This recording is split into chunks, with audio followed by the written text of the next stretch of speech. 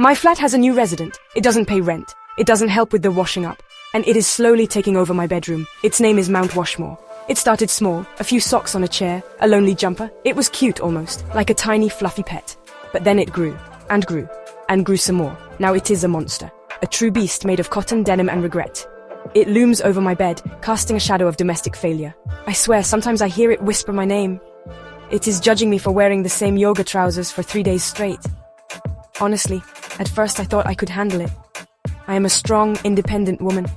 I can manage my own life. I can definitely manage a pile of dirty clothes. Or so I thought.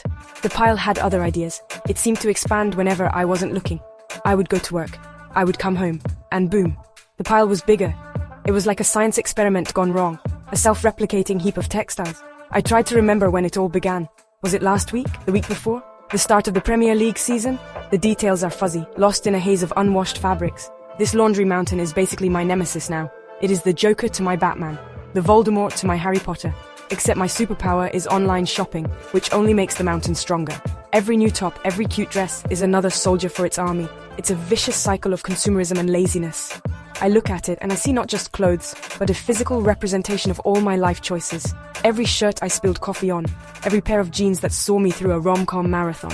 It's a fabric archive of my messy, brilliant life. I have started to map its geography. The northern face is mostly darks.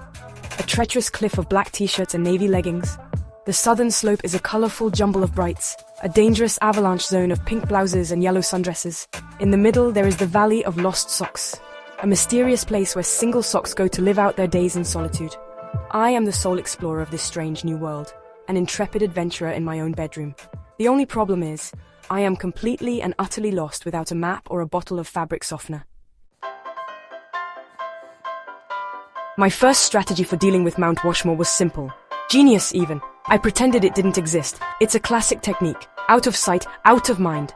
The only problem was that it was very much in sight. It was the biggest thing in my room besides my ego. So, I had to get creative with my denial. I would enter my bedroom with my eyes fixed on the ceiling. I would practice walking a very specific narrow path to my bed.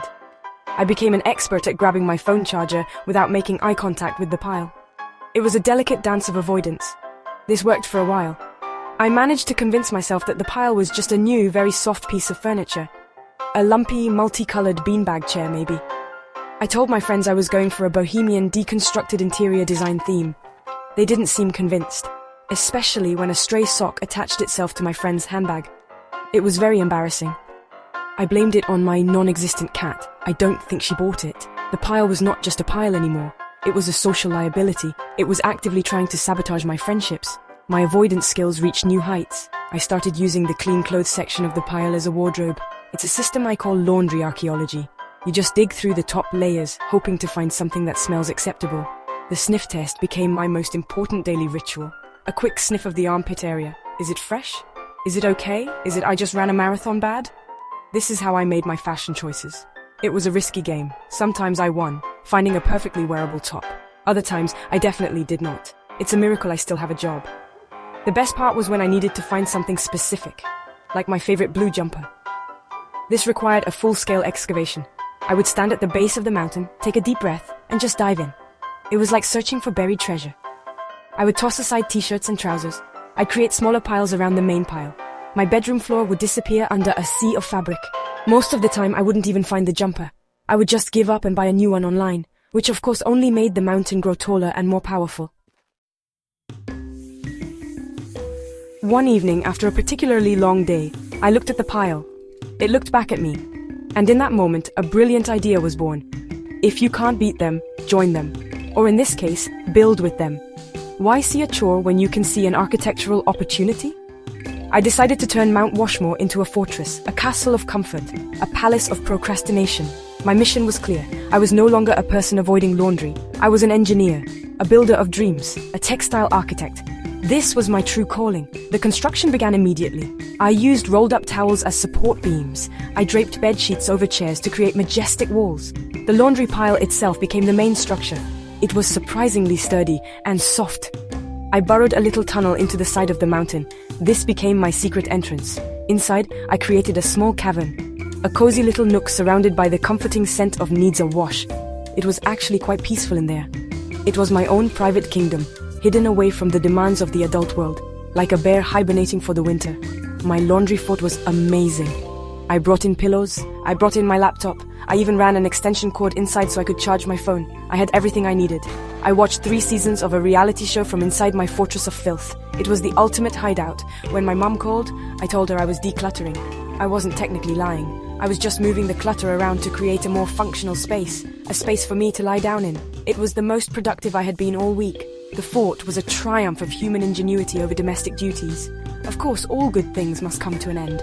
My fort had a structural weakness. That weakness was a pair of slippery satin pajamas. I leaned back a bit too far and the whole thing collapsed. It was a soft-pocalypse. I was buried alive under a mountain of my own clothes. It took me a full 5 minutes to dig my way out. I emerged, covered in lint and shame, back into the real world. My beautiful kingdom was gone, and Mount Washmore was just a messy, chaotic pile once again. My reign as the laundry queen was over. After the fall of my fortress, I knew I had to face my fears. It was time. Today was the day I would conquer Mount Washmore. I was filled with a new sense of purpose. I was a warrior. I gathered all the laundry baskets I owned, which was 1, and a few shopping bags. I shoveled every last piece of clothing into them. It took 4 trips to get everything to the washing machine. My tiny washing machine looked terrified. It was a small, humble appliance, and I was about to ask it to do the impossible. To fight a battle it was never designed to win. My plan was simple. Wash everything. All at once. Darks, whites, colors, who cares? In my mind, they could all be friends. A beautiful rainbow of unity in the drum of the machine. I poured in the detergent. Not the recommended amount, of course. I poured until my heart told me to stop. I used half a bottle. More soap means more clean, right? That is just basic science. I slammed the door shut, selected the longest, hottest cycle I could find, and pressed start. The machine whirred to life with a groan. It sounded like it was crying for help. For the first 10 minutes, everything seemed fine. I felt smug. I was winning. I was a domestic goddess. I made a cup of tea and sat down to enjoy my victory. Then I heard a strange noise, a rumbling sound. It was getting louder. I crept into the kitchen and saw it. Suds. So many suds. They were pouring out of the detergent drawer. A river of bubbles was flowing across my kitchen floor. It was a Suds-nami. The machine was shaking violently. It was a scene from a disaster movie. My battle had turned into a catastrophe. In the end, I had to turn the machine off at the wall. I spent the next hour mopping up a sea of bubbles with my only clean towel. The clothes inside were soaking wet and covered in a thick layer of soap. I hadn't conquered the mountain. I had just made it wet. As I stood there, defeated and damp, I learned a valuable lesson. You can't fight the laundry mountain with one big, dramatic battle. It's a war fought one small load at a time. Or you can just move house and leave it all for the next person. That sounds much easier, actually.